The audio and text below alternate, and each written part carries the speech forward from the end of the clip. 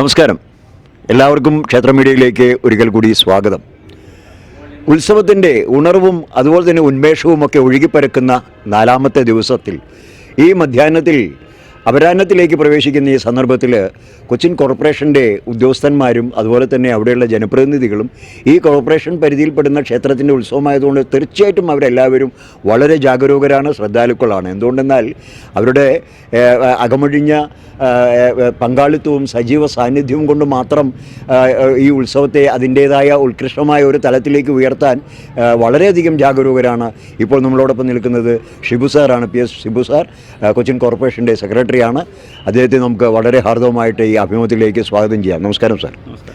Sir, നമ്മുടെ വളരെ പ്രശസ്തമായ കേരളത്തിലെ തന്നെ എടുത്തു പറയുന്ന 108 ശിവാലയങ്ങളിൽ ഒന്നായ എറണാകുളത്തപ്പൻ്റെ മഹാ ഉത്സവം, അത് ഈ ഒരു ജനങ്ങളിലേക്ക് ഏറ്റവും കൂടുതൽ എത്തപ്പെടുന്ന ഒരു ഉത്സവം തന്നെയാണ്, എല്ലാവരും പങ്കെടുക്കുന്ന ഉത്സവമാണ്. അപ്പോൾ അതുകൊണ്ട് തന്നെ അതിന് വലിയൊരു പ്രാധാന്യമുണ്ട്. അപ്പോൾ അതിൻ്റേതായ നടത്തിപ്പിലും സംഘാടനത്തിലും ഒക്കെ നിരവധി ഘടകങ്ങൾ നമുക്ക് പാലിക്കേണ്ടതുണ്ട്. പ്രത്യേകിച്ച് കോർപ്പറേഷൻ്റെ ഒരു ഭാഗത്തു നിന്ന് ചിന്തിക്കുമ്പോൾ നിരവധി ഘടകങ്ങൾ ശ്രദ്ധിക്കേണ്ടതുണ്ട്. അപ്പം ആ ഒരുക്കങ്ങളൊക്കെ വെച്ച് നോക്കുമ്പം എത്രമാത്രം ഇതിന് കോർപ്പറേഷൻ ഈ ഉത്സവവുമായി പങ്കാളിത്തം വഹിക്കുന്നു എന്നുള്ളതിനെക്കുറിച്ച് അങ്ങേക്ക് പറയാൻ സാധിക്കുമല്ലോ. നമസ്കാരം.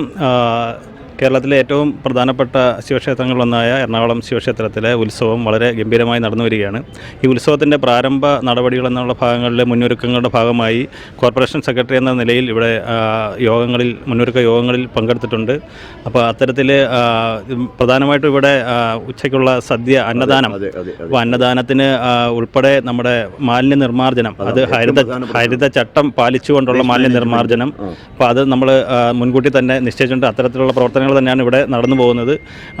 പ്ലാസ്റ്റിക് ഉൾപ്പെടുന്ന ഡിസ്പോസൽ ബേസ്ഡ് ഉപയോഗങ്ങളെല്ലാം ഒഴിവാക്കണം എന്നുള്ളത് കർശന നിർദ്ദേശം നൽകിയിട്ടുണ്ട്. പ്രോട്ടോകോൾ പാലിച്ചുകൊണ്ട് ഓക്കെ. പിന്നെ നമ്മുടെ കോർപ്പറേഷൻ്റെ ഭാഗത്തു നിന്നും തൊഴിലാളികൾ ഉൾപ്പെടെ ഇവിടുത്തെ മാലിന്യ നിർമ്മാർജ്ജനവുമായിട്ട് ബന്ധപ്പെട്ട പ്രവർത്തനങ്ങൾ ഏകോപിക്കുന്നതിന് വേണ്ടി നിയോഗിച്ചിട്ടുണ്ട്.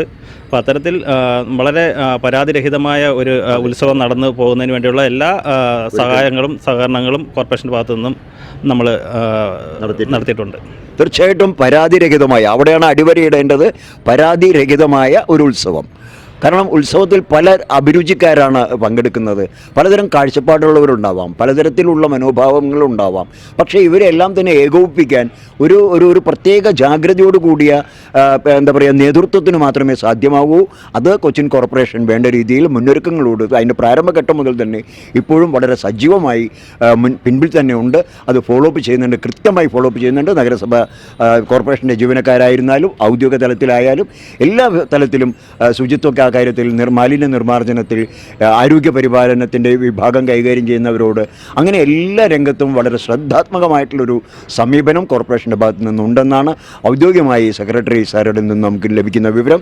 തീർച്ചയായും ഇത് ഒരു പരാതിരഹിതമായ, എല്ലാവർക്കും സന്തോഷം നൽകുന്ന ഒരു ഉത്സവമായി മാറട്ടെ എന്ന് നമുക്ക് അദ്ദേഹത്തോടൊപ്പം ചേർന്നുകൊണ്ട് പ്രാർത്ഥിക്കാം. ഏതായാലും ഈ ഒരു അഭിമുഖത്തിന് നൽകിയ സമയത്തിന് വളരെയധികം അഭിനന്ദനം തരുന്നു. ക്ഷേത്ര മീഡിയ ഈ ഒരു അഭിമുഖം നിങ്ങളിലേക്ക് എത്തിക്കുന്നു. ക്യാമറമാൻ ശരവണനോടൊപ്പം വാണിക്കൻ മഞ്ഞാടി, ക്ഷേത്ര മീഡിയ.